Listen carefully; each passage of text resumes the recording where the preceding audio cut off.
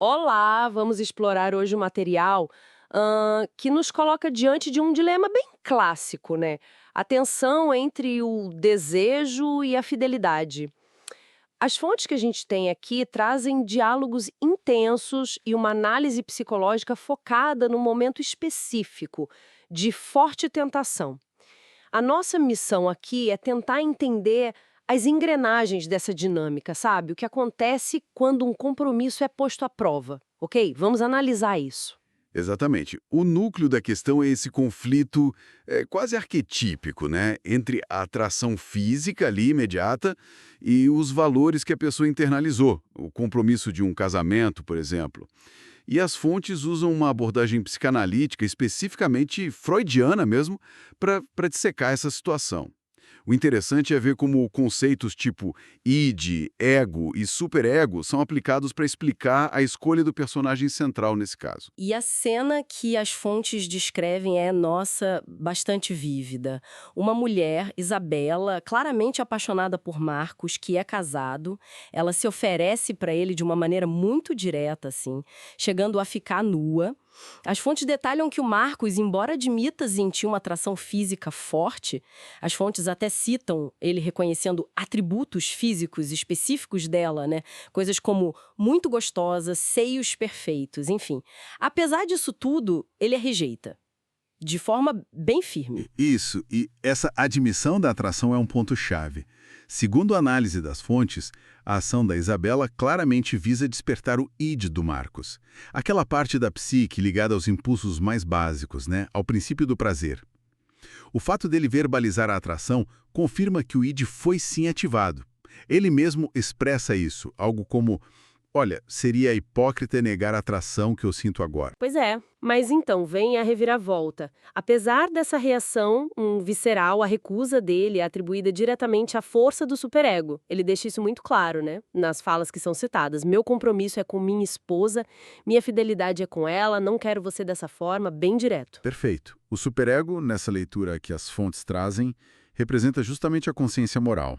As regras sociais, os valores que a gente internaliza, o peso do compromisso matrimonial, a promessa feita. Marcos até usa a palavra pecado, segundo as fontes. Ele diz algo como: traí-la seria um pecado contra ela, contra mim, contra tudo que eu acredito. Funciona como um juiz interno, né? Aí o ego, que é o mediador que tenta lidar com a realidade e equilibrar os impulsos do id com as exigências do superego, ele acaba agindo sob a forte influência desse superego. Ou seja, o ego dele escolhe evitar a culpa, manter a coerência com os próprios valores, mesmo que isso signifique abrir mão de um prazer que parecia intenso e imediato ali, né? Então a decisão seria um reflexo da força desse superego sobre o id naquele momento específico. É isso. Exatamente essa interpretação que o material apresenta.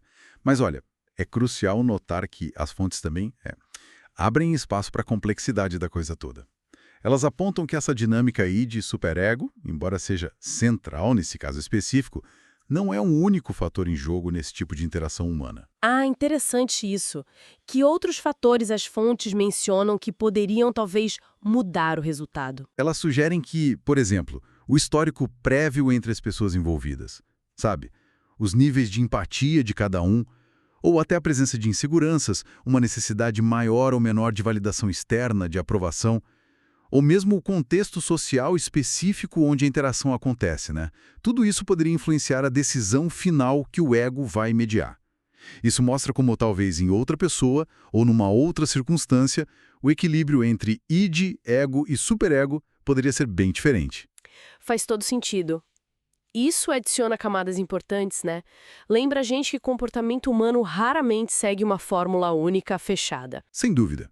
Então, conectando os pontos, a análise principal que os materiais oferecem foca na prevalência da estrutura de valores e do compromisso, o superego, sobre um desejo intenso e reconhecido, o id. No caso específico do Marcos. A luta interna é admitida por ele reconhece isso, mas a escolha final, segundo essa visão, prioriza a fidelidade e os valores que ele sustenta. Então, o que a gente tira disso tudo?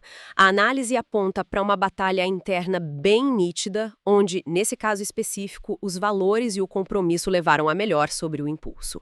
E fica a reflexão que os materiais propõem. Em situações de tentação extrema, o que realmente pesa na balança para cada pessoa? É a força dos princípios que a gente cultiva?